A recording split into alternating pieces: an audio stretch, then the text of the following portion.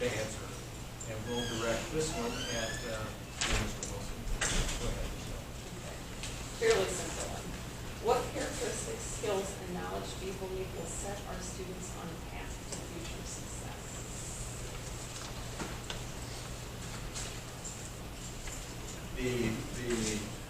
I think as you think about what characteristics will set students on a path to success, I think every student needs to have the opportunity to be met where they're at, and every student needs to have the opportunity to say, here's my goals, here's what I'm trying to accomplish, and here's the skills that I need to have in order to do that. I think there are some basic skills that every student needs to have, whether it's financial skills, whether it's understanding how to pay rent, or the things that you have to do on a daily basis. I think communication skills are probably some of the most important for any student as they leave school, to be able to communicate with other business partners, with friends. I think that's probably some of the most critical skills we can give them. I think that as our students leave school, they need to be equipped with the ability to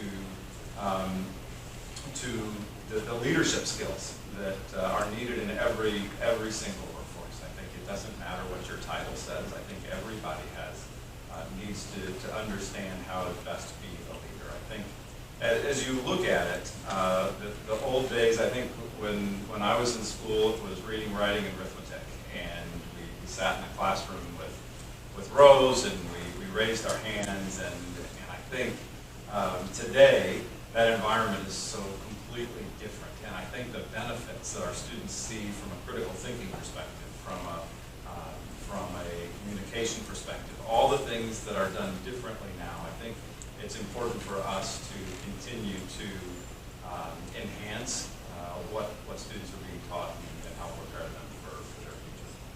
Thank you. Dr. Lane? So I think if there's one sort of characteristic that's going to set kids on a pathway to success, it's that no matter what the child is, and I think that there's a danger when we start talking about this, or worry that pops in my head, is to remember that these are each individuals. We want an individual pathway to success. There is no one way that we're going to graduate 1,000 students or how many ever, right? And they're all going to be successful because they followed this list of things that we figured out and said, now you will follow this and you will be successful. It's helping them learn how to learn. It's making sure that they don't ever lose that sort of spark of inquisitiveness that you see when kids are little and school's exciting and fun and so right? It's wanting to know about everything and then finding out what those things are. And for us as educators, as a board, it's fostering those kinds of policies and helping make sure that the teachers and the classroom facilities are all geared to helping those students succeed and to never lose that passion. And it may not be for every subject every time, and that's okay. But finding their thing and then helping them excel at it, I think that's the pathway to success. Thank you. So there's a lot of important skills. A lot of studies say that reading and writing, if you want to look at success in college, the more that the kids read, the more that they write, are going to be real critical. But I showed Angela Duckworth's TED Talk in class when she talks about resiliency and grit. And she found that the best predictor of success in her classes wasn't the amount of math that you knew. It was almost an inverse relationship, that really teaching kids how to struggle through an issue can be just really, really important.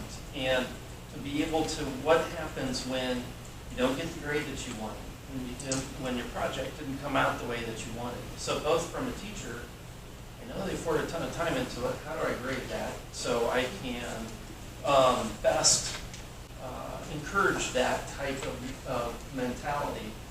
But if we can really look at resiliency and grit, that's going to help all kids and at all levels.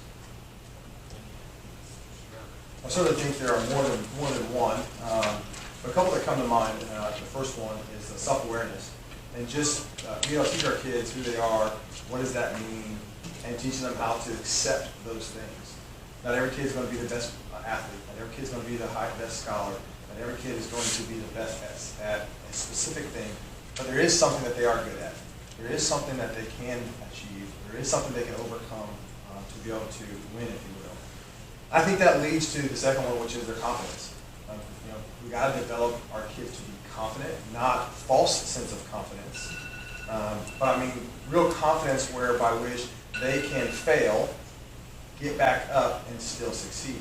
And so I'm inserting the ability to learn how to fail is one of the things that we see with our own kids. Their pursuit of perfection has sometimes immobilized them to not want to go on, and teaching that it's okay to be able to fail. And as parents, the number one way that my wife and I, we do that with our own kids, and I think is the ultimate skill set, is how can they communicate?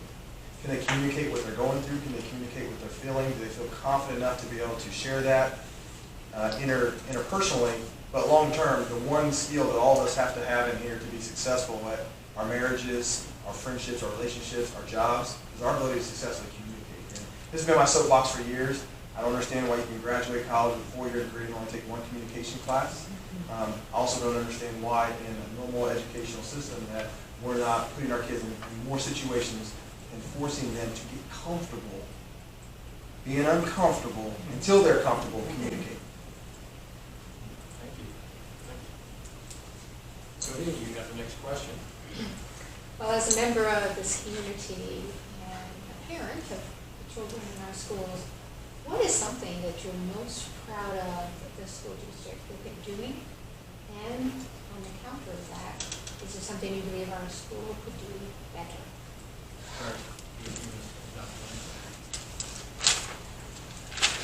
So what are we doing great, and what can we do better? Oh boy, loaded questions. So I think one of the things that when I tell people we live in Fishers, we go to HSE schools, one of the things that I come back to time and time again is how involved our teachers are, and having graduated students who are now teaching across central Indiana primarily, I hear from them from time to time about how, it's so much more work than I thought it was going to be, and it is. Absolutely. But part of that involvement from the teacher standpoint is how involved teachers have been in our experience with our two kids on a one-on-one level, but also inviting, and this is something we've all mentioned, inviting parents to be part of that process as well. I don't think when I listen and talk to some of my former students, they always get the parental buy-in and the relationship that comes with parents and teachers being willing to open their classrooms up to parents to come and not just help out on a field trip, but on a day-to-day basis, and working with the triangle offense, if you will, to get those kids to learn and to be the best that they can be. What can we do better? What could we do better? I think communication sometimes.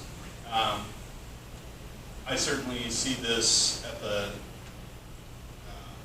in our experience. I've seen it as well personally, the quick response of, well, it's on the website. If you want to know what the policy is, it's there, instead of just explaining what the policy is.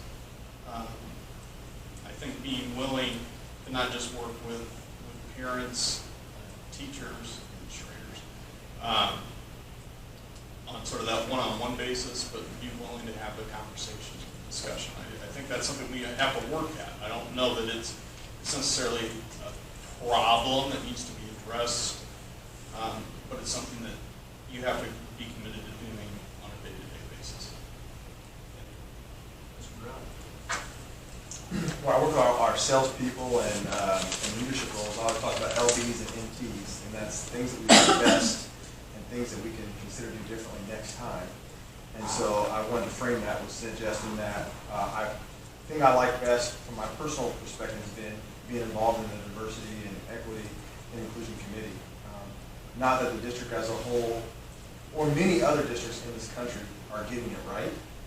I'm excited to suggest that the district is trying to take steps in the right direction to understand.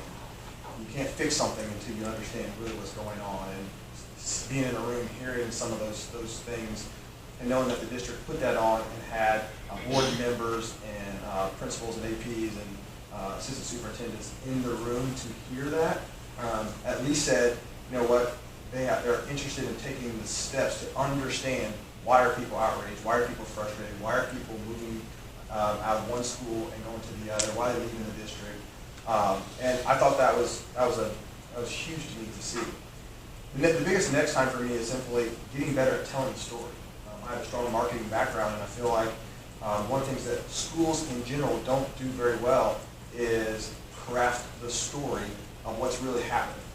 I was looking at some stuff on the website and saw all the state championships in 2017 and 2018, and I was in awe about all the different things, the national championship, a couple world championships, and as a parent in this district, I had absolutely no idea. And so those are some of the things that we do well. Typically is we toot our horn around our sports and programs that are achieving success, but if people don't even know those good things are happening, they'll never outweigh the complaints, the frustrations, and the other little things. And so I would love to see the district really embrace a true marketing concept to say, here's the brand of HSE, and here's who we are, here's what we stand for, here's what we believe, and here's what we're doing, and take that as serious as anything else, because as this community begins to change, and as more people are starting to move in with jobs and opportunities, they need to understand that there's a reason they're picking HSE versus Carmel or Noblesville or Westfield. Sure, I think without a doubt, instantly what comes to mind is what I'd be most proud of is the teachers and the team that lead our students on a daily basis. I remember meet the teacher night and walking into the classroom, and it wasn't red, yellow, and blue like my kindergarten days, and I sat on a tree stump and tried to craft some wire thing that reminded me of my daughter. It was so different from anything I'd ever experienced before. But as I got to know that more, I got to understand how all of those things played a role in our classrooms. I got to understand all of the projects that were done on a regular basis, whether it's butterflies or reading, whether it's the service dog. I got to understand the ways that students learn most effectively now is not just sitting in rows in a classroom. So I think, as I think to some of my experiences with high school students, I remember vividly a student saying to me that they had an idea, they wanted to try, and they were pretty sure it was never going to work. And it did not work. But the teacher said, go for it. Try it. Give it a shot. And I think that's the experience that our kids need. They need to be encouraged to fail. It's okay to fail. That's the way we get better. So without a doubt, the educators that I've met, whether it be personally, whether it be at church, whether it be through my kids' classroom, I think that's what I'm most proud of and most excited to support.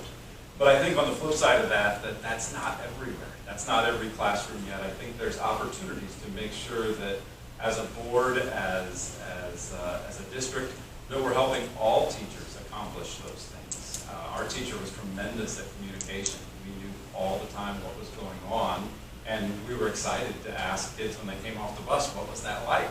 And I know there's other situations where the parents did not know as much. They didn't have as much communication. So where I think we can get better is helping our teachers who are doing really, really good things share that. And maybe helping our teachers who change is tough and it's not natural, but making sure we're supporting teachers who maybe aren't there yet, helping them get those best practices and execute those in their classrooms as well. There's a lot to be proud of at Hamlin Southeastern. I'm going to go with the recent trainings that we put on in both diversity and equity, especially the equity training I did in the last month. before I decided to retire. And probably more than any other training that you've been to. Of course, as a teacher, you come back for lunch, and that's what you talk about for that day or the next day.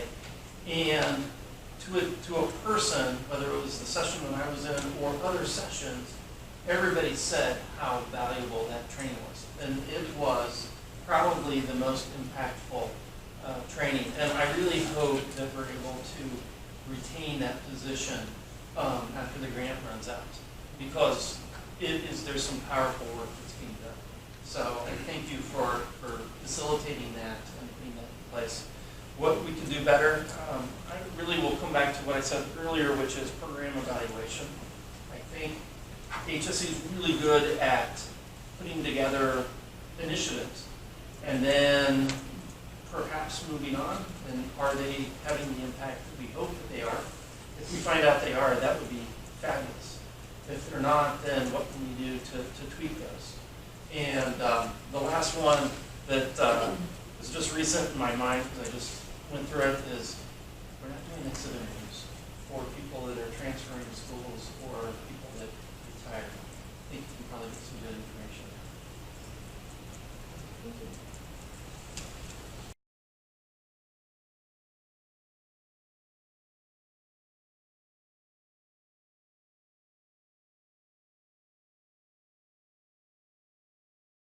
Each of you then has approximately 2 minutes to do a wrap-up statement, comment, question, however you would like to wrap up your presentation here to the board.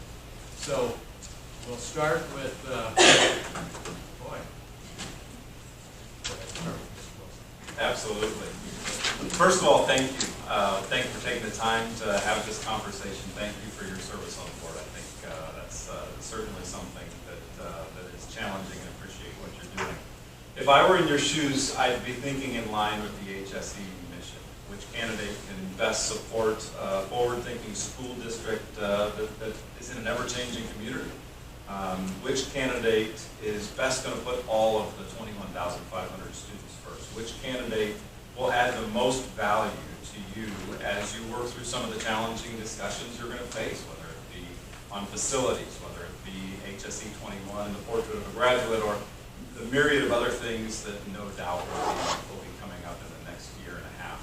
Which candidate overall will add the most value to the board? And I can confidently say I believe I'm that candidate. With 10 years of extensive leadership experience with 40 agents in State Farm, I've had the opportunity to influence agents, because they didn't have to do a thing I said. It was all through the art of influence. They're small business independent contractors. And I think that skill, being able to understand what they're trying to accomplish and help them achieve their goals is certainly would be an asset to the board. As an old school television journalist, I love to ask questions and learn.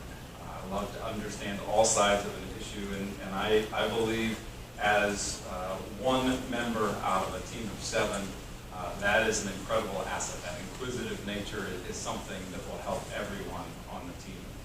As a small business owner in Fishers and a committed lifelong resident to Fishers, I think I am personally committed to what's best for the city of Fishers. As a volunteer at the schools, whether it be through YMI or the HSE Finance Academy, or frequently in the classroom of my kids, I think I am committed to doing what's best for educating all of our students. Recently, I had the opportunity to introduce a State Farm grant to a teacher at Southeastern Elementary School, and fingers crossed, we've submitted the application for $25,000 to build an outdoor classroom at Southeastern Elementary School. We'll know later in August how that pans out, so excited for that. It's those qualities combined that I believe will make me an effective member of your team and a champion for HSE Schools. For those reasons, I'd ask that you select me to serve with you, and it would be an honor to do so. Thank you. Thank you. Mr. Brown. Well, thank you, Dr. Bork and the board. This has been a very interesting process. I've never set out to be a politician, having a zero desire, as I mentioned, never set out to even think about running for school board. But as I mentioned earlier, this was an opportunity that came to me, and when situation happened a couple weeks ago, my phone started blowing up and people saying, are you going to run? I didn't even know what to think at that point in time. But as I reached out to each one of you on the phone, called, set meetings to just ask, what is important to the board? What are the initiatives? What are you trying to accomplish? I kind of fell in love with the opportunity that this could be an opportunity for me to serve alongside of many of you in this community that I live in. And, you know, I don't exactly know what this board needs. I don't know what you're looking for. I don't know when you guys come together what it is that you say, this is what we're missing. So I think it would be ill-advised for me to say that I could be that when I don't know exactly what you're looking for. What I do know is I'm very different than what currently sits on this board. And I'm very different than the other candidates that are here today. And so at the end of the day, I think you have to decide, is what I bring to the table what you're looking for? And if it is, and it can serve you, and it can serve this school district, and most importantly, it can serve this community, then I definitely think this is something that I would love to do, come alongside you and serve on behalf of our community. Sure. So I feel like this is a unique place and time. You do get to choose your next board member, which is very unusual. And I think, quite honestly, we're all qualified. I think everybody here would do an excellent job. So really it is looking at what you're missing, what you're looking for. I've got very unique experiences. 2 different urban schools, suburban schools, department chairs, administrative experience, parents of 5 kids, kids with special needs, gifted and talented kids. A lot of experience as a teacher, but also the business experience and the contacts that I've got in that world. But also experience in serving on boards and very similar organization what a school board would be. But beyond all that, I think it's my focus on relationships that is the key to all organizations, being able to really work with others and focused on a unity. I think that I can have an impact with the board. So, thank you. I guess I get to take us home. So as I think we've all expressed, thank you very much for this opportunity. I came to looking at HSE 21 and some of the framework that provides for future work, but I kept coming back to that name, HSE 21, the 21st century. This is the century, not necessarily for any of us, but it's for our kids. They're the ones who are going to look through this and really see it through and live and thrive, we hope. And so making sure that they are equipped and prepared for what comes next. And as much as things have changed since our time, right, sitting in those rows of classrooms, what's it going to be like for them 5 years from now, 10 years from now? We have no idea. But then I come back to the other part of that program, HSE. Emma Southeastern Schools are the reason we are residents of Fishers.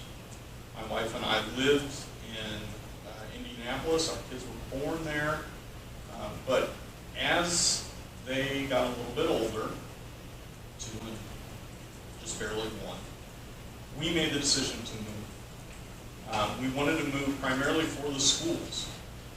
And so when we were looking around, it was HSE. It wasn't the promise of what Fishers was going to become. IKEA wasn't here. It was the schools. And from that time, while I sometimes don't like that commute down to Butler, I miss our old house, which is how we still refer to it, because of its proximity. I've never regretted that decision to move our kids up here so that they can come to the school system.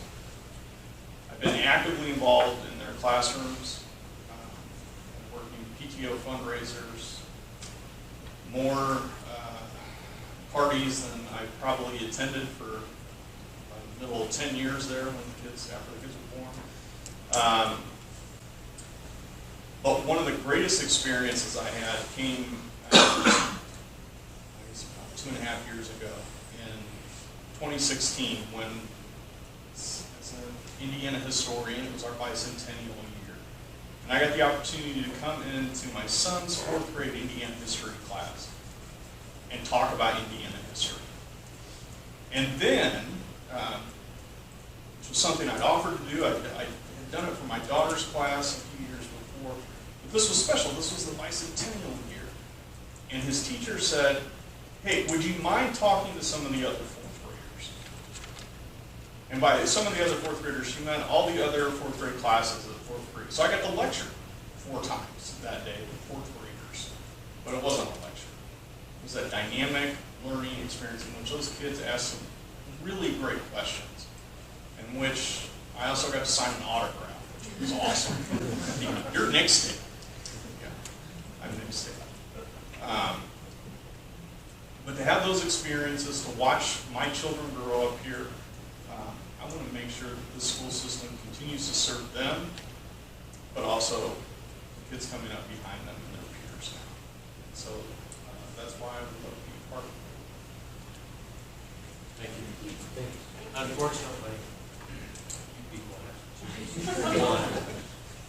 And I think if we can, if we look at more board members to. 4 board members. Yeah. Expand. Yes, it is. Or living in the same geographic area. Yeah. It's a new model. Don't think it will work. The board will make an appointment